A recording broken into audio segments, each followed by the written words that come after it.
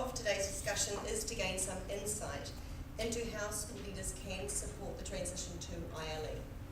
And we want to see how practitioners can make the most of the affordances these spaces provide. We will learn how barriers can be overcome and how school leaders can mitigate teachers, whānau and communities' perceptions of risk associated with ILEs. The title of my research was called Working in Wonderland. It was a bit of a play on the Alice in Wonderland because it can to some seem like a fantasy world. And I explored teachers' understandings of ILE. I also explored the complex connection of school leaders' understandings of ILE and teachers' understandings of ILE.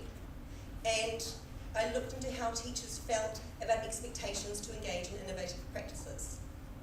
Now, central to this was I wanted to look into ways teachers can be supported to change possibly how they teach and how they can engage in ILE. My research, when I began it, I naturally assumed that teachers may feel anxious, perceive risk, uncertainty and fear, being expected to change how they teach. So early on, I did some quantitative research. The first part, phase one, was to explore what areas of ILEs could concern teachers. And there were certain areas: teacher collaboration, deprivatising their practice, and ensuring student agency were three areas that came up. So what I did then was I did my qualitative phase and I explored that further. And what I did was I looked into how teachers were being supported to overcome those barriers and these feelings, to make them feel a bit more at ease. And what I found was three quite seemingly obvious ways that teachers said they were supported. When their school leaders had a clear rationale for the change, when there were transparent expectations of what and how to change, and when they were given targeted support. So there were three, and these seemed quite, at the end of my research, I thought, oh my goodness, they seem so logical. But often the rationale for change was missing in a couple of the schools. When school leaders identify which professional learning should be prioritised and stop the others that are interfering and distracting teachers, then teachers made progress and actually just blossomed in these ILEs. If you want to know more about my research, it's been published in a book called Teacher Transition into Innovative Learning Environments. At the moment, it's currently being edited by Professor John Hetty, Professor Wesley Innes, and Professor Thomas Cavan in the University of Melbourne. So it should be coming out in the next month or two, so there's my plug. Right, so that's enough about me. I think it's time now we hear from our panel of experts. And our first speaker today is Dr. Leon Benade. Thank you. So I became interested in the concept of so-called 21st century learning probably about 2012 because it really became quite an insistent discourse at the time. And I was curious to explore the idea a bit more, particularly in light of the fact that there seemed to be some quite passionate advocacy around the idea. And so, in fact, that's probably being polite because I really thought of it as zeal. So that was really, I guess, what prompted the beginnings of the search for me, the inquiry.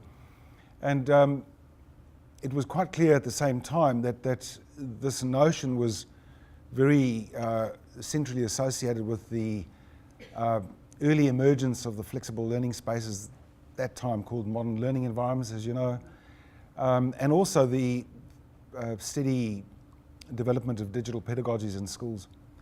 And so I was really quite interested in looking at how those three connected with each other. I was fortunate to have a reasonable, I guess, cache of funding from the university, and was able to, in fact, tap into a number of willing participant schools to conduct this initial phase of research. Well, actually, the very early days of the research involved a whole number of schools, not just schools that would be considered so-called innovative, but also schools that would be considered to be schools where good practice prevailed, but would not otherwise be thought of as innovative. And at that stage, the interest I had was how are teachers transitioning? What are they thinking this notion of 21st century learning is, and how they're transitioning into this idea, if at all. So and then the next phase was in fact just to focus specifically on schools that either deemed themselves as innovative or who by virtue of their building works were stepping into that space, if you like, into that framework of thinking. And it was quite clear to me that I was seeing practice that at both primary and secondary level that both excited me and personally, you know, as a teacher, I guess, but that also quite surprised me. And surprised me because there was, of course, part of me that would say there has to be imminent chaos the minute you put, you know, 50 or 60 students, you know, like free-range chooks in this big space. There's got to be a downside here somewhere. What really astonished me on reflection and on observation was the level of engagement of students that I was seeing, and the passion and the dedication, the commitment of the teachers. I was saying earlier, just talking to Lesley, I mean, for me, I really forefront teachers' work. That's really my main area of interest. And I'm always concerned when teachers are slammed in the media for any number of reasons, because they become quite easy targets. And you know, of course, here teachers are being placed into a scenario that's very different for them. A scenario where they have to team teach with 2 or 3 other people. A scenario where they have to manage a program that is quite different than if they were just running their own single-cell classroom. And so consequently, the whole notion of what are the impacts of all of this on teachers' work became quite central to my thinking. And you know, Tamara's already mentioned you know, the role of deprivatization and the role of collaboration. And for me, these are the key change elements in the development of flexible or innovative spaces, both in terms of teaching and in terms of learning. And then faced with a scenario that's perhaps too complex for them, just default into traditional practices. And if anything doesn't work in a flexible learning space, I would argue it's traditional teaching and learning processes. I think a teacher who's working traditionally in a non-traditional space is going to have very long days at the office. Kia ora koutou, ko Lesley Murrihy tōku ingoa, ko au te tumuaki o te kura o Amesbury. Ngā mihi nui kia koutou. I actually had just been thinking about, I'm probably pretty unique.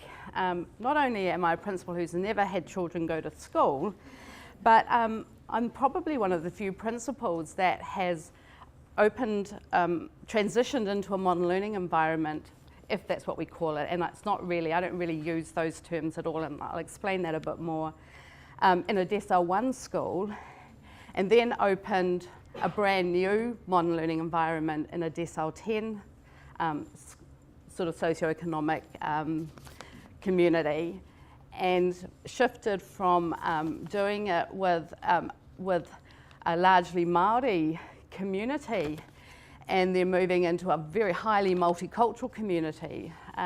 So I think I've had quite a range of experiences around modern learning environments, if that's what you like to call them. So I thought I might, I want to really focus around a definition of modern learning environment. I don't want to call it of that stuff. And because I think, when I start to explain it, you might understand a bit more. So, as principal of a Decile 1 school in very challenging circumstances, and we had been exploring for probably 5 years, how could education look different? How could we do better for our students? And we certainly looked very deeply into cultural responsiveness. We looked deeply into Montessori and ways of thinking.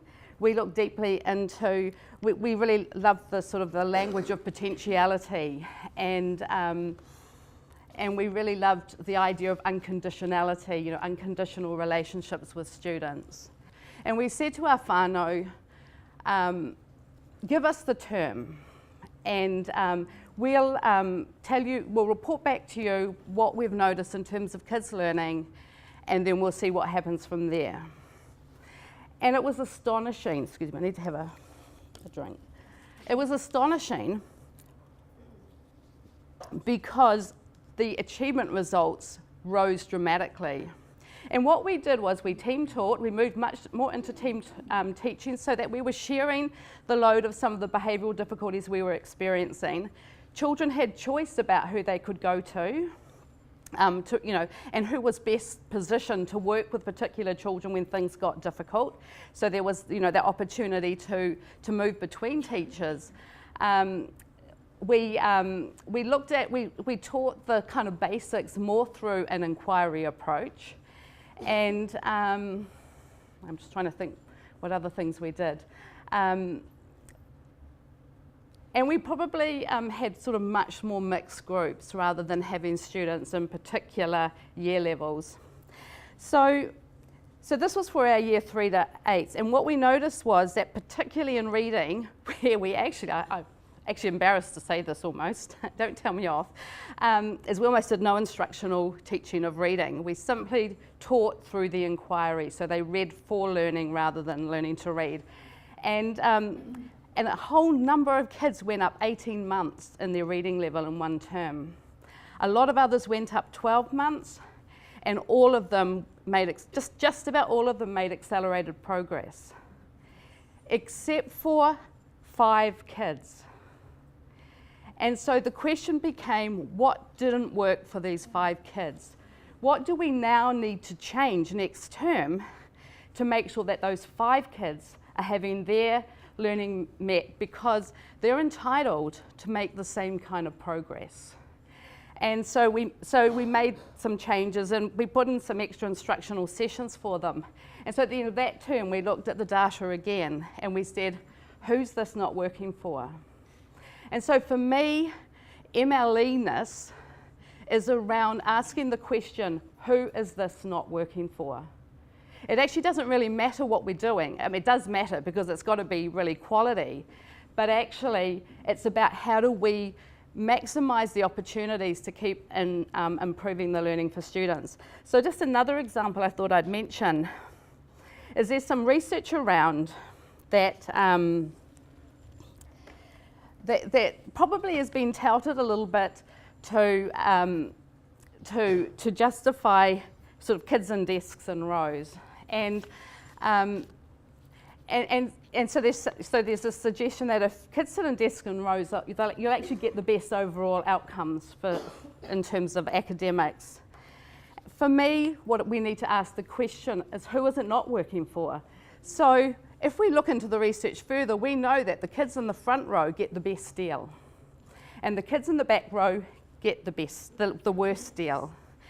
And so my question is that okay? Even if overall, and I'm not sure that it is true that overall you do get better outcomes, but even if overall you do get better outcomes, is it okay to knowingly set your classroom up in a way that disadvantages a group of students?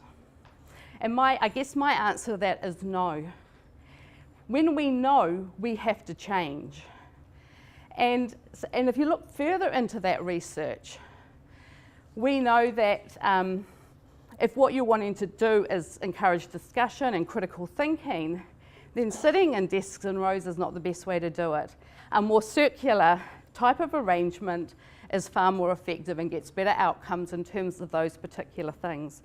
So for me, my definition of MLE really is around how do we set things up in whatever way is needed to be set up so that we meet the needs of every child and we maximise their potential. And so it's really important that, one of the things I've worked really hard not to do in our school, everybody tries to label us. And they tell us who we are. You're that Google school, and actually we do use Google, but actually, you know what, we're going to use whatever tools are going to work best. And we'll change, and we don't call ourselves a Google school, because if we want to change and become Microsoft 365 tomorrow, then we can, because we haven't given ourselves a name. And I think we have to take education out of the realm of ideology. And we've got to take MLE, traditional class, out of the realm of ideology and say, what works for kids? So that's my definition of MLE. I come from an interesting position where I've come across two schools. I've been one of the foundation deputy principals at Hobsonville Point Secondary School, and I now have the absolute privilege to step across into another innovative learning environment, Albany Senior High School, which has been open for 10 years. And can bring both my learning but to that place where we actually learnt so much from in the first place. So it's a really lovely sort of going full cycle. You know, Albany was one of the schools we went to in the early days to really learn from, and I did learn from them, and my experience has grown, and to then be able to come back and share my new learning back with that original environment is a real privilege. So I just have a few really quick slides. How do I get onto the... Oh, do we have to do it that way? You do. Oh, it's sexy, isn't it? Okay, I've really boldly quoted me from several years ago. So back in 2013, we were in the period where we were doing research and design, and the school was yet to open. And I was really wrangling with this concept of what was then called modern learning environments. And I was really challenging both myself and my colleagues to think about what any value there was in this concept of modern learning environments, and what is it that we needed to do differently to actually add value. I was really aware that there was every opportunity in the world for a modern learning environment to be a smokescreen, and as I said there, that it had this potential to give the illusion of modernity and the illusion of something sort of cutting edge, when in reality there was very little different going on. So I have become a firm believer that if you are going to take full advantage of a modern learning environment or an innovative learning environment, you need to design learning for that specific environment. And it's not just about designing learning around the specifics of the environment, it's about designing that's powerful for the child who is within that environment. Here's another quote from me. One of the things I went on to in that particular blog post was talking about the concept of the educational equivalent of mutton dressed up as lamb. And I do believe that it's still a very, very real threat, both with our use of technologies and our use of these kinds of spaces, that if we don't actually make the jump and commit to transforming how we treat the learners and how we work with the learners, we will not see the benefit. If you have tired practice will continue to be tired in a modern learning environment. It is not going to be transformed because you are in a new space or place. And everything still comes back to the quality of the teaching and learning, and more importantly, the quality of the relationship between the child and the teacher, or the teacher and the learner. And that is at the heart of all of this. And so I guess I come back to a really important question. Whenever I think about designing learning for any environment, I started thinking, particularly in my role as new principal at Albany Senior High School, I'm going around at the moment and I'm observing every part of our curriculum and what it looks like on the ground. I know a lot from the outside looking in, but I firmly believe you don't really see what practice is like until you sit inside those learning spaces and you talk to those students and you observe what is going on. And I thought it was only fair, if I was going to be going in with an internal critical lens and I was going to be asking myself questions, I thought it was important that I framed those questions for the teachers. And what struck me as I did this and knew that I was coming to this week, I thought actually These are the key questions for any educator within an innovative learning environment, or in fact any environment, but probably even more so when you are in that transformed space.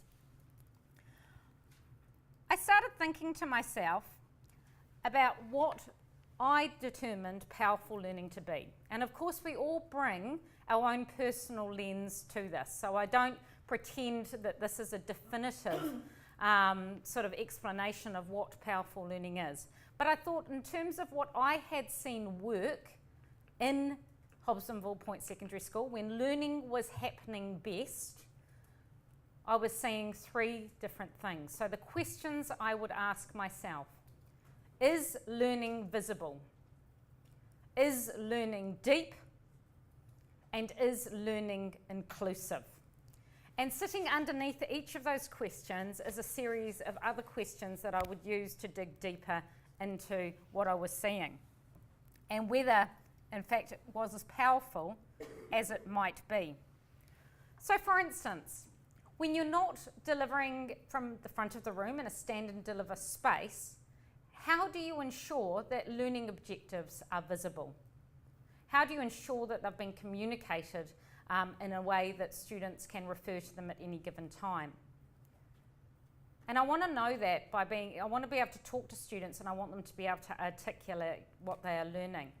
So I think this is where digital technologies is a really important part and goes hand in hand with those innovative learning environments, because those digital platforms, particularly within a secondary context, provide you with a consistent way for ensuring that all learning is visible. To the point where I would say, if I was going to operate in a large innovative learning environment with multiple classrooms and spaces and teachers going on, you need to find a mechanism and a way where you know that every learner can be really clear about what it is they are learning today. And in a traditional classroom environment, you can put it up on the whiteboard, you've got them all stuck behind their desks and they're facing it and it's there visually in front of them. Once you take that sort of concrete structure and format of a classroom away, you need to think of other ways that you can do that. And obviously your online learning platforms become your way of doing that. And we also need to think about the flexibility of innovative learning environments. I believe they should be able to choose where and how they work in those spaces. So if they're not directly in front of me and I'm not there to talk to them about what they're doing, how can they follow what they're learning? How can they access the resources and the materials? And also, obviously, to support any good learning, we want to know how they access any success criteria. And in a secondary environment, I want to know that that goes beyond achievement standards. And so for these, I gave a couple of examples. I gave the example of within a school, if you're in an innovative learning environment, I think you need to develop some really clear common practices that go along across your online learning platforms and have them agreed, so students know wherever they go, they know where they can find a learning objective, they know how they can access success criteria. And it becomes increasingly important for you to have a shared taxonomy within your school, because they're not relying on coming into a classroom and seeing those visual cues that they might have seen in the past. The do nows up on the whiteboard and the references in the classroom around them. And have you given them tools and strategies to frame and navigating their next steps? Because at the heart of an innovative learning environment is the development of student agency, I believe. If you're going to take full advantage, we want young people who can manage themselves in this environment. Because there is the space and the place to do so. So we need to be thinking consciously as a cohort of teachers. What is the framework we're going to use? And there's multiple ones. You could use solo taxonomy as a shared taxonomy and a shared language and framework. The next question was around deep learning. Okay, so how do we know the students know why they are learning what they're learning? How can they articulate how learning might be transferred beyond school? And is their learning connected? And is there evidence of higher order thinking? And this comes back to what Lesley said about these spaces lend themselves to more dialogue, different ways of working, different groupings and spacings and pedagogical practices taking place. And I also believe, I come back to the OECD report of the 7 principles of learning, and that talks about the importance of connected learning. Now, in a secondary environment, it is nigh on possible to integrate subjects in a single cell classroom with 2 expert teachers in that space, because we are staffed for a 1:25 ratio. So if you want 2 experts with a group of teachers, you've either got to find a magical pot of money to finance 2 teachers up front of a 25 classroom, or you need to find a way to work in a larger space, in a larger place where you can bring a group of 40 to 50 students together, and you can co-teach and you can team teach, and you can demonstrate in very real palpable terms connections between subjects by creating integrated modules and courses of learning. And that's one thing I've really taken away from Hobsonville Point Secondary School, is the power of genuinely integrated, connected learning. Constantly, the students talk about the fact that they understand one subject when they get to apply it genuinely to another. So if they are doing maths and art, and they can use those skills of art and they can apply it to they're using the skills of maths and they can apply it to an art project or context, suddenly the application and the reason why they are learning becomes clear. And that opportunity exists more freely, more easily in an open learning environment where you can group larger groups of students together and be more flexible and creative in how you group your classes and your teachers. Sorry, I'm going beyond my time. Okay, I'll fast. And the final question, and I think this is the one that is most addressed by the innovative learning environment. Is learning inclusive? Okay, so first and foremost, can students choose how to use the space? Okay, I would like to think that I have embraced differentiation and elements of what we now call universal design for learning throughout my 20 years as a teacher.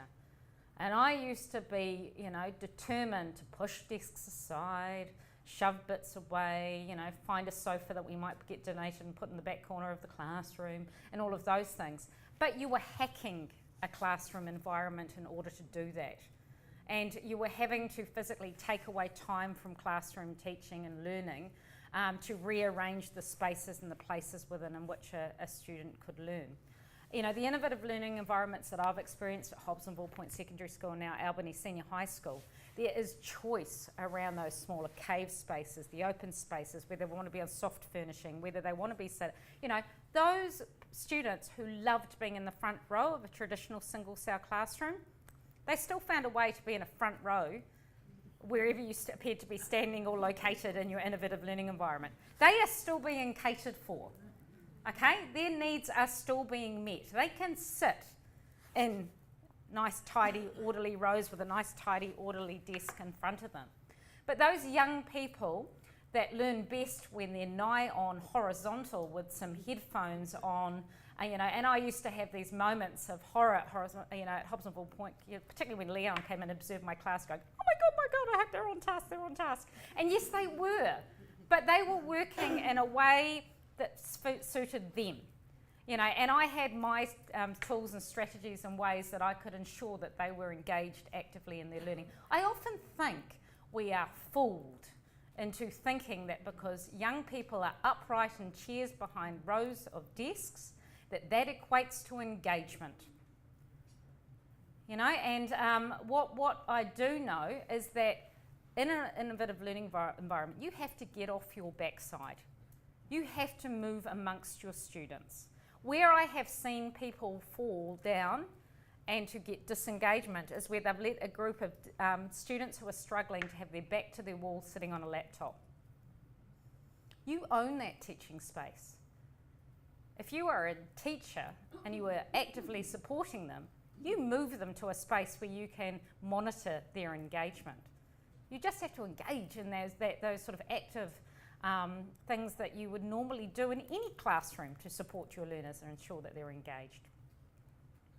I do think these spaces are inclusive. Now, at Hobsonville Point Secondary School, I was teaching with students that had a diverse range of learning needs. I'm an English specialist. I have always worked with students with dyslexia, dyspraxia. I've had young people with autism, Asperger's, etc., etc. Their needs were most definitely better met at Hobsonville Point Secondary School than any single cell classroom I had been in the past, because there was the space and the flexibility for me to tend to their individual needs. You have a bullshit group of 30 kids in a single cell classroom and you want to protect an autistic student who finds that really agitating, you haven't actually got a whole lot of choices except for removing them from your classroom, which to me is not okay. Give me an open, innovative learning environment where I can create them a space within that where they're still part of the group, but they might be off to one side. They might, if it works for them to have headphones, if it works for them to be in a space where they've got a closed door, I can do that for them, but they are not excluded from my learning environment. They are part of it. And to me, that's where I think we have to be really careful to check the claims that it's not meeting the needs of our most diverse learners, because that just calls on you as an educator to find ways to meet their needs and personalise how you're delivering teaching and learning. And finally, just coming back to this slide, we have to think really carefully. It's actually it's a quote about technology, but I think it works for innovative learning environments. So rather than finding a digital educational cure, he came to understand that what he calls technology's law of amplification. Technology could help education where it's already doing well, but it does little for mediocre educational systems. Worse, in dysfunctional schools, it can cause outright harm. Unfortunately, there is no technological fix. More technology only magnifies socio-economic disparities, and the only way to avoid this is non-technological. So it brings us back to where we started. It comes down to the quality of teaching and learning and the quality of the relationships between the learner and the teacher. And we can't see an MLE as a fix for a dysfunctional situation. If there is poor teaching and learning in practice, if there is non-engagement with new ways of teaching and learning, the ILE will not work for you. You need to actively investigate and adapt what you are doing and look at diverse ways to meet the needs of every learner in your classroom.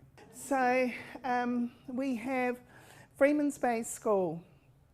You can see our mission statement, engage, empower, enrich, and that's really, the essence, if you like, of what it is that we want to see happening in any environment, and particularly in ILE environments. As Tamara stated, Freeman School is one of the oldest schools in New Zealand, established in 1888, has reinvented itself several times. There's many old bricks in the ground of the fill that the school is built on. It's part of the Kahoiakoa Waitemata, and inner city school, which is expected to have long-term population growth. The Ministry of Education is currently working on demographics. By the year 2020, there's expected to be 60,000 students in the inner city area. And so that's, of course, across many schools, eventually heading off to Western Springs High School. So this means that there will be more schools being developed in Auckland Central and across Auckland under the Ministry of Education ILE policy. And having been through a total metamorphosis at Freeman School, where the school has been totally demolished and rebuilt over the past few years, and we're still at the end of the last building that was built. I have been reflecting over the last 5 weeks when I've been on refreshment leave on a canal boat in southwest of France. And so I've been thinking about and I got the email from Sarah to say would I be part of the panel, and I'm delighted to be here, and thank you for the opportunity. So my presentation is really about what system changes need to happen, both at a national level and a school level, to support schools in a learner-led design process that not only sees the buildings completed, but also supports collaboration, linking to the vision of the school around pedagogy in the new spaces. Oh good, I've got a helper. So this is our latest classrooms learning zone space. MOE's policy requires systems thinking, revision I believe, at a national level. In UK and Scandinavia, the very first consultant that is appointed to a new build or a renovation process is the education consultant that supports and leads the school to think about what is learning going to look like in the spaces before the actual space design happens. And that consultant leads the process, is part of the process all the way through and beyond at the evaluation stage. So it's about thinking about the vision around learning before the architects are even appointed, and engaging the school community, both the students and the teachers and the whānau, in that process. So I think that this role does not exist in New Zealand. This role does not exist in New Zealand. And when I have taken this matter both to politicians and to policymakers, they say there is not a will in the profession to make it happen. That's the response that we get. So if you have the opportunity to talk to anybody who can influence policy, then this is something to think about. Because we need to think about our systems excuse me, nationally, to ensure that school leaders and teachers are supported to work in collaborative and flexible learning environments in a strategic way.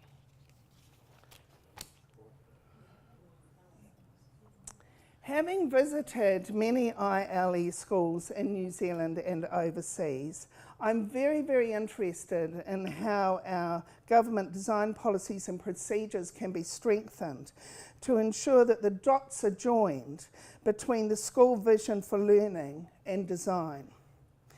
Incorporating evidence, best practice to inform these decisions. And this process needs to be resourced both at a national and a school system level. At the moment, it isn't. At the moment, it isn't. Or if it is, it's done in a very small way and not in a consistent and not in a sustained way. It's really important also that at a school level, schools consider strategically how teachers and their teams can transition into these spaces. And when I talk about, excuse me, transition isn't just getting into the new space and making a start. It's a much longer period than that. And it needs to actually be thought about strategically, like a 3-year to 5-year action plan developed and resourced around transitioning both, and of course the transition includes the teachers, the learners, all of the staff and the community to really, excuse me, really make those spaces sing and to really incorporate the use of spatial design in terms of learning. Because if the teacher's theories of practice, as Claire alerted to, is not aligned with appropriate practice in ILE spaces, they will not engage. They will bring in tired practice. And so we need to support our teachers and the new teachers that are coming into our schools as well. You know, it was all part of the transition process. Okay, next one. Meeting the increasingly increasing diversity of the students in our schools is recognised as being a too big a ask for one teacher. Hattie's comprehensive study of factors affecting schooling concluded that the most powerful strategy for helping students to learn was ensuring that teachers work together in teams, and ILE environments drive this. So they really do sort of support modern research and pedagogy. Asking teachers to make the shift to a collaborative learning focused environment and working in teaching teams adds a significant layer of complexity to the ways of teaching and the ways of working. And when teachers have shared ownership of groups of learners, they need to be able to have time. They need time to spend together, to plan, to research, to implement and adapt their practice. And I was just thinking about something that Claire said, around the engagement of students. And if there's a group of students today that were not engaged, at the end of that day, the teachers in that team need to have an opportunity to talk about those particular students and what's going to be done differently tomorrow. But if they have to run off to yet another staff meeting or yet another meeting about this or that, it is a barrier to those conversations happening. And in our New Zealand primary schools, teachers already have, I'm talking about primary school teachers here, they have 30 hours of class contact time with 1 hour a week mandated for classroom release. 1 hour a week. And that's actually often taken on their own. So time is a significant barrier to the success of collaborative environments, and this issue needs to be addressed both at a national level and at a school level. At Freeman School, we've recognised that staff need to be strategically supported through this change process, and the shots from this building, we've only been in this building for 5 months, so we're still very much in a transition stage. But that support needs to be really strategically thought about. And what we are trying to do is provide a mixture of vision-led workshops focused on collaboration. So collaboration, meeting our vision through engage, enrich, empower, collaboration and coaching and teacher-led inquiry are our key focus. We've cut down on the number of staff workshops to ensure that teachers have more time to meet and to discuss their learners' needs. But there's a lot of pressure, isn't there, in schools for that professional development. Our school's incredibly diverse. Let's have more workshops around ESOL. We're into the digital technology curriculum. We need to have workshops around that. The list just goes on and on and on. Let's revise all our NetSave, our digital policies and everything. So we need to have meetings around that. There's a huge push for meetings on this and meetings on that. And as school leaders, we have to be very strong and say the jam jar's bloody full. Teachers need time to talk to one another. Let's pull back. Recent meetings with Terry White, who's the Director of UK Learning Environments UK, suggest that one of the things that could be implemented, which it's a wondering, we haven't done it, but it's a wondering, is that each team has a learning coach, and that person really takes responsibility to notice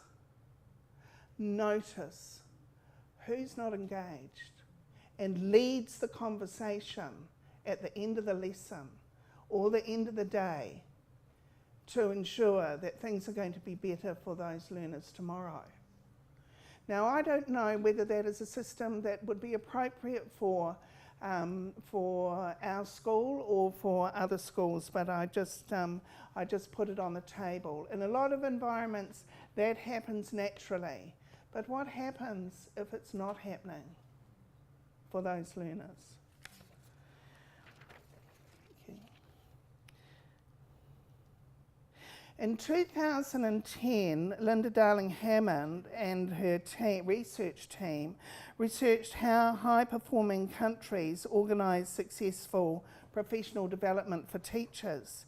The findings were extensive opportunities for ongoing professional learning embedded in substantial planning and collaboration time in school.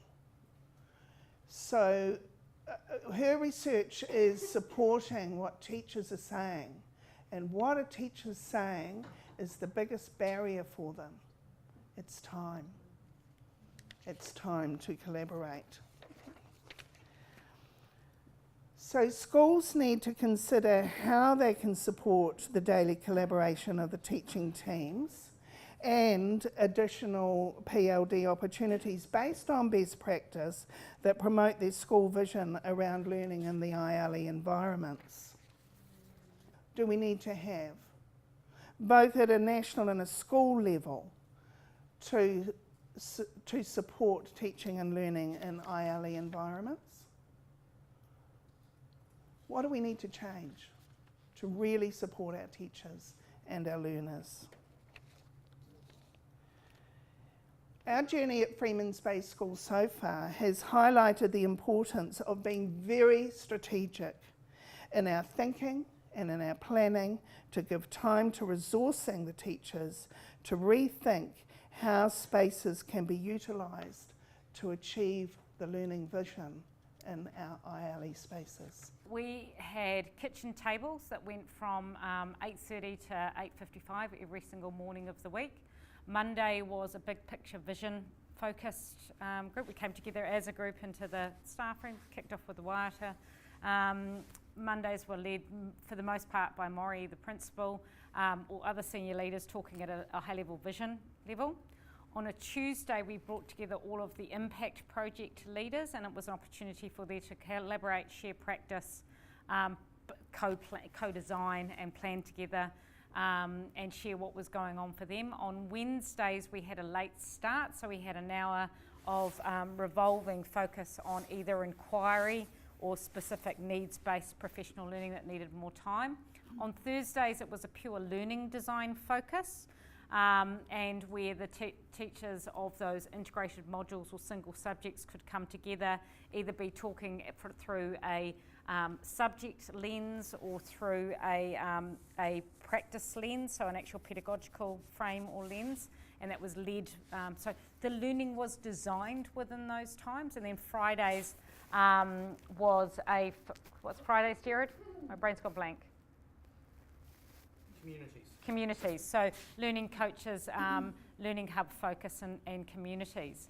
And it was about designing the learning that took place in that 20 minutes every morning. So not coming together and talking through administration or sharing anything that could be shared by email. It was designed learning for those teachers every morning. We talk about booster shots on our teacher-only days, staff-only days, and then, inoculation in our teacher-only days, staff, daily booster shots. For us, we have one of our strategic goals that we've developed an action plan around is about working collaboratively. And then supporting that, we've got a series of workshops that are run by Marianne Murphy. I don't know whether some of you may be familiar with her. So she's coming in and taking workshops around the teacher inquiries are all related to collaboration and working in the ILE spaces. Sitting alongside that, there's a coach, a learning coach for every teacher in the school that also supports their inquiry. And similar to what you were saying, Claire, we also have workshops. Some of those are pop-up workshops that people can just tap into, or and there's also some working action groups that are also around exploring different aspects that are going on. So I'll probably do a range of all of that. I think that we've tried really hard to give our teachers extra release time. More and more we're trying to ensure that that coaching or appraisal meetings happen always during school time rather than outside of school time. We're more and more limiting the meetings that we have, trying to make them really worthwhile. I mean, they do, they have sort of each team has one really big collaborative planning session together, and that takes a lot of time one day after school. But they would meet on multiple other occasions, but often just in passing. I think we've learnt very much to work on the run, do a lot of business on the run. I mean, we basically raise money to be able to, provide more release for teachers. We have a very, very supportive board, an amazing board. Conveying to the community, the whānau of the students who may not probably didn't go through an ILE environment themselves. What are some of the responses that you've had, and what have been some of the maybe challenges that you've had to do in communicating your vision? I could talk about this from an establishing a school context, because obviously we put out a whole lot of questions to the community, and we invited them in for consultation in year 0. Funnily enough, their number one concern was that we might not have a uniform. That was actually literally the top of the list every time we got them to air their concerns. Beyond that, we found the best way to tackle any concerns was openness and transparency, and keeping the doors really open too. And it takes the steam out very quickly. It's like, we want to know. You got any questions? You got any concerns? You come on in, and we will address them and talk about them. And so, we've had events where in year 0, but throughout our forming and foundation years, where we held events for parents that were about educating them why the space looked like it did. We had events in the second year around most likely to succeed, and those sort of films that present some of the ideas that are supported by an innovative learning environment. And time again, I have found that openness and honesty and talking to them about the questions that we had when we came into that space, because all of us come from traditional teaching and learning spaces, unless you homeschool your 8 kids. Pretty much everyone is a product of a traditional schooling environment, and I had spent my first 12, 13 years teaching in very successful, highly engaging traditional learning environments, and so I was used to being able to really validate and think about what is that this offers that those spaces did not. Because I wasn't party to experiences where kids were being failed by those traditional spaces.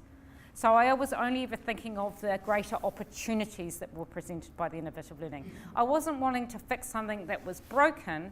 I was just wanting to open the doors even wider and have more opportunities to do things differently. And talking really honestly around those thought processes goes a long way to disarming concerned community members. And then the results came out. Oh, nice musical accompaniment. Ding. And so sharing the data that you have around the levels of engagement, around the measurable sort of results in the foundation, the junior school, and the NCA results. We've got hard data that shows an increased level of engagement and slightly increased levels of merit and excellence endorsement that can also allay fears that people have about it. Yeah. Well, I just want to share a story that one of the principals, I'm sure you will know the story,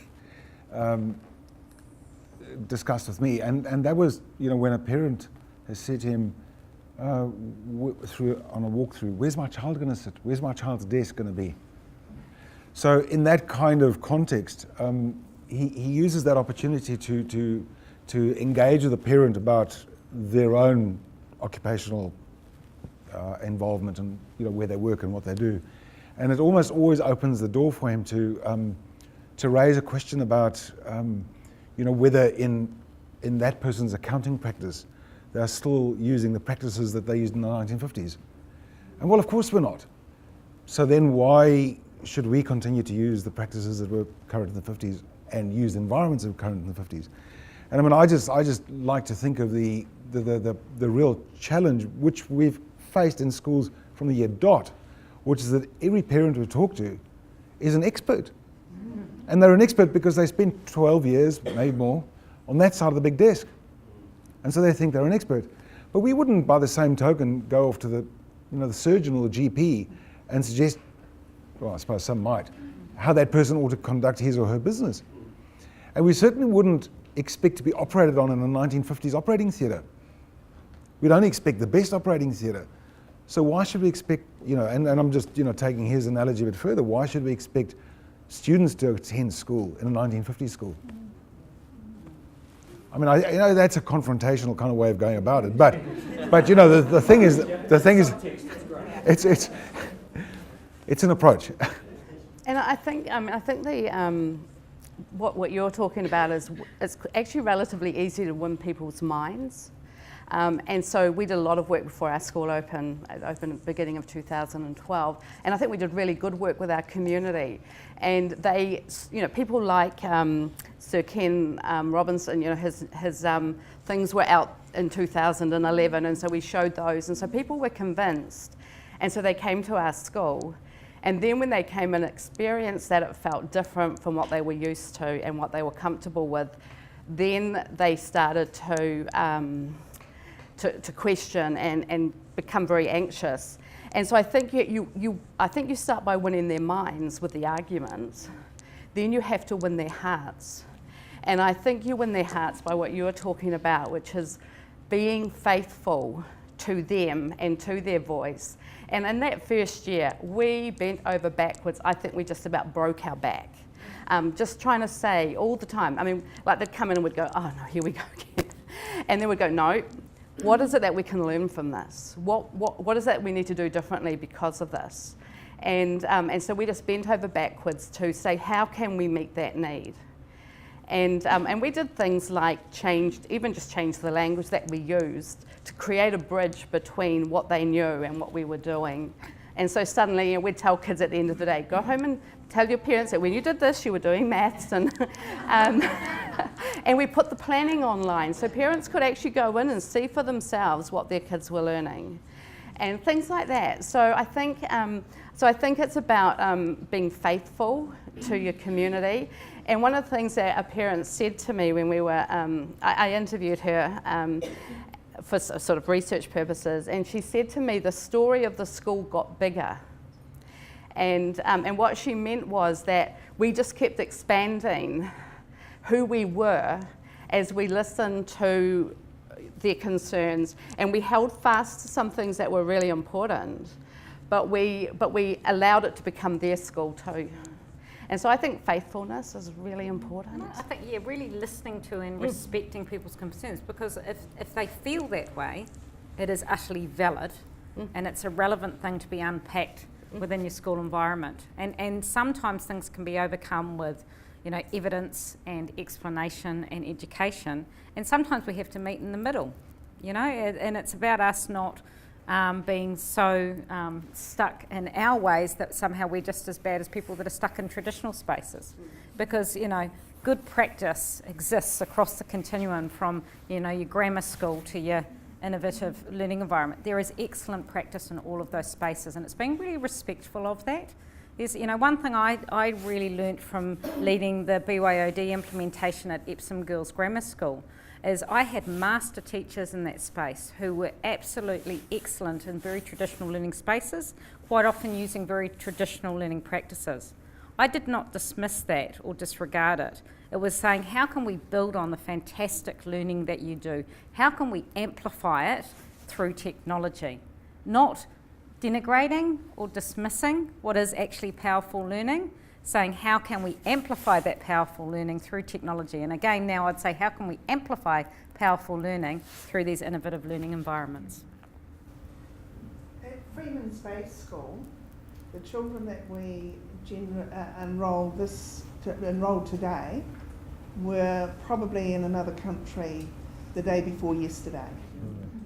So many of our school community had a very, very, very traditional education. So what we do with every single family that is enrolled in the school, as part of their induction, they can't actually start until they have an interview with the team leader or the DP or myself. And part of that induction is telling them about the school vision and explaining how we teach and how the learners learn. And we take them into the learning spaces. We do a full tour of the school as part of the induction for the family. And we show them the spaces that the children will be in. And some of them take a ride down that slide. And we explain this is how learning happens in our spaces. And they look at the engagement. And they look at the happy learners in the spaces who are engaged in the learning. And we don't have to sell it. It's there. So it's all about communicate, you know, like push the research out, have the hui, talk about joining the dots between the learning spaces and the workforce, and what sort of learning environments will our learners be in the year 2035. And we've had an incredible surge in enrolments in Whanawata. So we've got like 65 students from year 1 to 6. And the building that was designed for them, as soon as they were in it, they outgrew it. I really appreciate this. It's been very stimulating. I've written lots of things down. My mind's opening, which is good. What I'd really like to know, I'd like to know some of the shit, to be honest. Yeah. What didn't work? What's been ghastly? I guess I feel lots of pom-poms happening up the front, you know, like, yay, The zealots. environments. What's been really awful? I mean, I think about my kids who are creeps in my classroom, and I can organise who they sit next to, like a chessboard, you know. You can still do that in an innovative learning environment. I'm sort of picturing how you can do that. You can almost have them tethered. And actually, where it goes, What's been bloody hard? what's been terrible is when people have mistaken open learning environments for a place where the students are king and they can choose what they do in it. I think where the teacher loses sight of the role that they have in controlling that environment is where it goes pear-shaped. You know, and you see that when people haven't worked in those spaces and they think they need to sort of have an overly familiar, groovy approach to teaching that's just free love, and that's when it falls apart and you go, oh my God, there's kids just gaming in that corner and there's kids doing that in that corner. So when the teacher, it's the relationship changes, but the locus of control should still always be with the teacher. And when that disappears, that's when I've seen it go pear-shaped. And I've seen it go pear-shaped plenty of times with new teachers to the environment, to ones that have funny ideas about what the relationship... I'm a drama teacher in the past, and I've seen it with young drama teachers, myself included, where you form a different style of relationship in a different classroom because we're physical and we're doing all of this stuff and all the rest of it. If I don't keep my boundaries really clear, that's got all of the space to go pear-shaped because I become over-familiar, I become over-relaxed, I stop being vigilant, I stop being demanding of these young people. We need to always remember that there are a bunch of teenagers who can behave like complete dropkicks when they want to. And so I need to maintain control in that classroom where sometimes I will say, I'm sorry, you're disrupting that person, you're going to come and sit here. And I do that. You know, so I think, to be honest, where I've seen it, the wheels fall off, it's often when teachers have forgotten what their role is in that space and somehow think they need free range means letting go. It's not. I would actually say I design learning more in an innovative learning environment, because actually I could go on autopilot in a closed single cell classroom and give them a bunch of worksheets and sit at my desk and check my emails, and quite frankly, nobody's going to really notice. Your practice is deprivatised, and that becomes really obvious when a teacher is disengaged, is sitting behind a computer screen, and so that's actually hard for the teacher, because they can't check out in the way that they might in a single cell classroom. They certainly notice that, don't they? Yeah. What I've noticed through the research process is, when good teams go bad. So, in your opening question there, you were talking about both the time for teams to meet, but how do you put teams together? And those are really two separate issues. And I think one of the biggest challenges for school leaders is putting the right people together in a team, because I've seen firsthand good teams, really good teams, and I've seen dysfunctional teams. And when teams are dysfunctional, that's also when everything's going to go pear-shaped, all these bad things, because they're just not communicating with each other, they're second-guessing. I think what you're seeing here as well with the pom-poms is there's a really key role of the school leader to be the courageous, positive face of this. And yes, we can be honest about the challenges, but actually we've got a really important role, because actually if we don't look like we believe in this, you can't expect our teachers to believe in it and our community. So, so I do think we err on our, glasses being at least 3/4 full. Yeah. Could you say anything more about your poor matching, What I've noticed, so different school leaders seem to have different strategies and approaches.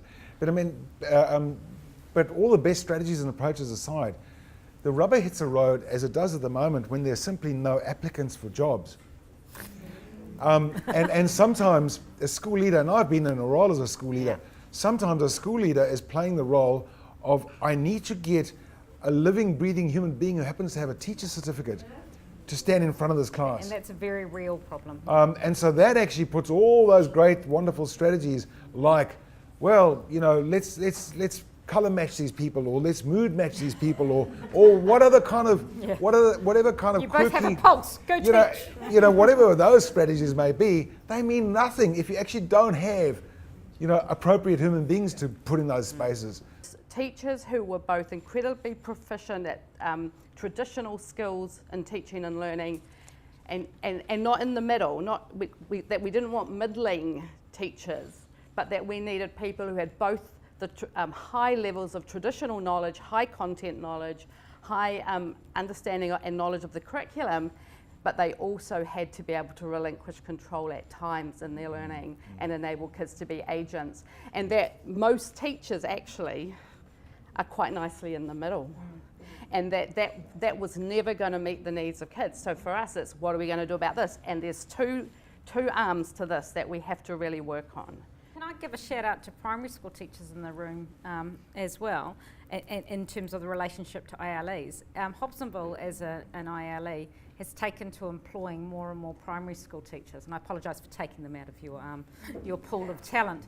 But the reason for that is because primary school teachers are innately teachers of students who come with a very broad toolkit and are open to connecting and linking subjects in a way that often secondary trained teachers are. And I always remember Vicky Barry at Northcote College talking about the fact we need to stop talking about secondary teachers and primary school teachers. We just need to train teachers, and they need to come with that broad set of pedagogical skills.